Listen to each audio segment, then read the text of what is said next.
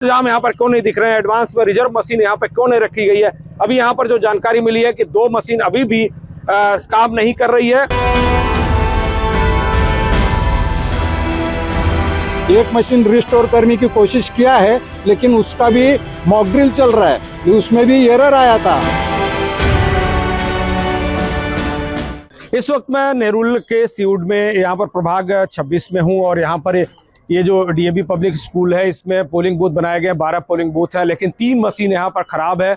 और जो zonal officer अधिकारी हैं उन्होंने बताया कि एक मशीन को स्टार्ट कर दिया गया है, लेकिन अभी 2 जो है उसको रिस्टोर करने की कोशिश चल रही है और एक एडवांस में रिजर्व मशीन जो है मंगाई गई है। आप देख रहे हैं ये पब्लिक यहाँ पर वोटिंग के लिए आ रही है। अंदर जो जनता ने, जो वोटर्स हैं, उन्होंने बताया कि तकरीबन 2.5 घंटे से वो कतार में लगे हुए हैं, लेकिन महानगर पालिका को इसकी कोई चिंता नहीं है। जो इंतजामों का दावा किया गया था कि सुविधाजनक तरीके से वोटिंग होगी, वो मौका जो है इस वक्त मतदाताओं को नहीं मिला, इसलिए अंदर लोग नाराज हैं और ये सवाल उठा रहे हैं कि आखिर महानगर पालिका ने जब दावा किया था कि सभी इंतजाम बराबर हैं, तब इंतजाम यहाँ पर क्यों नहीं दिख रहे हैं, एडवांस में रिजर्व मशीन यहाँ पर क्यों नहीं रखी गई है। अभी यहाँ पर जो जानकारी मिली है कि 2 मशीन अभी भी काम नहीं कर रही है, उसको रिस्टोर करने की कोशिश की जा रही है, लेकिन रिस्टोर करने के लिए कोई मैकेनिज्म यहाँ पर उपलब्ध नहीं है। इसलिए जब तक दूसरी मशीन नहीं आती है तब तक यहाँ पर वोटर्स को इंतजार करना पड़ेगा।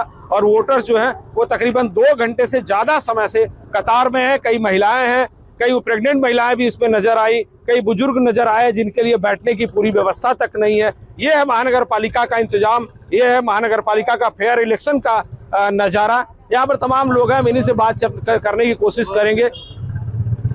सुकुमार किलेदार जी हैं जो यहाँ के स्थानीय नेता भी हैं। क्या आप अंदर गए थे, क्या आपको नज़ारा दिखा? हाँ, मैं अंदर गया था।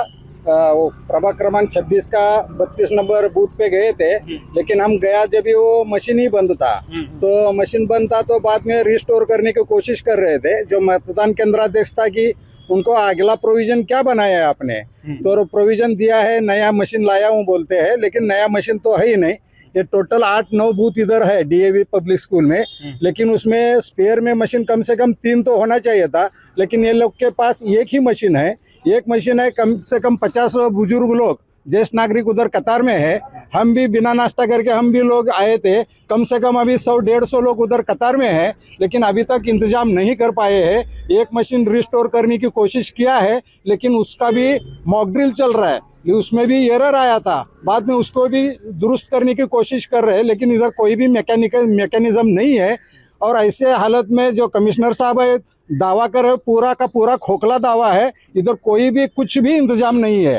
तो पूरा वोटर्स जो है परेशान होके वापस जा रहे हैं। लेकिन हमारी ये मांग है एक सामाजिक कार्यकर्ता के तौर के ऊपर, जितना इधर 2 घंटा डिले हो गया है तो अगला टाइम उन्होंने 2 घंटा बढ़ा के देना चाहिए। और वो हिसाब से उन्होंने पूरा मतदान केंद्राध्यक्ष जो है उसको आदेश देना चाहिए कि जो जो बूथ के ऊपर मशीन खराब है उनको किसी भी हालत में 2 घंटा बढ़ा के दीजिए। किसी उम्मीदवार के ऊपर अन्याय नहीं होना चाहिए और मतदाता बिना वोटिंग करके वापस नहीं जाना चाहिए। संविधान ने मतदान का जो अधिकार दिया है वो सबसे बड़ा है लोकशाही में। वो हिसाब से कमिश्नर साहब सोचे और वो हिसाब से फैसला ले। कमिश्नर साहब सोचे, कमिश्नर साहब ने अभी 10 मिनट पहले खुद की वोटिंग की है। उन्होंने एक मैसेज डाला है, वीडियो संदेश डाला है कि नईमुंबई में 111 सीटों पर जहां जहां चुनाव हो रहा है वहां पर सभी जगह पर ईवीएम सही काम कर रही है। उन्होंने दावा किया है, लेकिन हकीकत जो है ग्राउंड पर कुछ और दिख रही है। हमारे साथ शिवसेना के पदाधिकारी हैं, उनसे जानना चाहें, आप जब अंदर गए क्या आपने सुविधा यहाँ पर देखी? क्या जो वोटर्स हैं सेटिस्फाइड हैं? जो इंतजाम किए गए हैं सही तरीके से उनको समय पर वोट डालने के लिए मिल रहा है मौका? नहीं, जरा भी नहीं है, क्योंकि हम लोग नाराज हो गए कि यहाँ पे सीनियर सिटीजन्स को बैठने के लिए जगह नहीं है। काफ़ी 2 या 3 कुर्सी है और 2-2 घंटे से लोग वोटिंग के लिए खड़े हैं। जो यंत्रणा, जो सिस्टम है वो पूरी तरह से फेल हो चुकी है।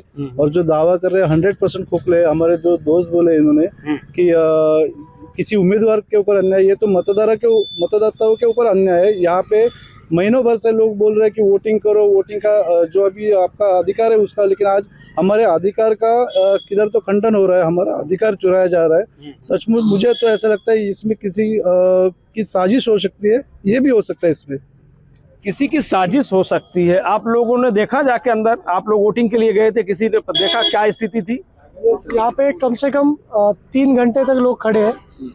वहाँ पे सिटिंग का कोई अरेंजमेंट नहीं है, या सीनियर सिटीजन के लिए बैठने की व्यवस्था नहीं है। और लोगों जितना पानी का भी व्यवस्था वहाँ पर किया नहीं है। मतलब जो मूलभूत सुविधा होती है उसका कोई भी वहाँ पे मतलब प्रोविजन ही नहीं है। प्रोविजन नहीं है। चलो आपने जो कहा कि देखिए, जैसे उन्होंने कहा कि मतदान का अधिकार सर्वश्रेष्ठ अधिकार है और लगातार सरकार और प्रशासन इस बात का दावा करते हैं कि सबको जो है हक मिलना चाहिए वोटिंग का, लेकिन जब व्यवस्था सही नहीं रहेगी तो मजबूरन वोटर्स को वापस लौटना पड़ेगा। और ये सबसे बड़ी धांधली, सबसे बड़ी मनमानी आप कह सकते हैं, और एक तरह से लोगों का मताधिकार छीनने का एक साजिश कह सकते हैं, जैसा उन्होंने खुद भी आरोप लगाया। और इसीलिए मांग है कि जितने घंटे देरी हो रही है वोटिंग के लिए, उतना घंटा जो है वो उतने घंटे जो है एक्स्ट्रा दिया जाना चाहिए, ताकि हर मतदाता अपना समय पर वोट कर सके, अपने अधिकार का उपयोग कर सके। सहयोगी तुषार के साथ मैं सुधीर शर्मा, TV1 इंडिया, नई मुंबई। लेटेस्ट अपडेट्स और ताजा तरीन खबरों के लिए TV1 इंडिया लाइव को सब्सक्राइब कीजिए और नोटिफिकेशन पाने के लिए बेल आइकॉन को दबाना मत भूलिए।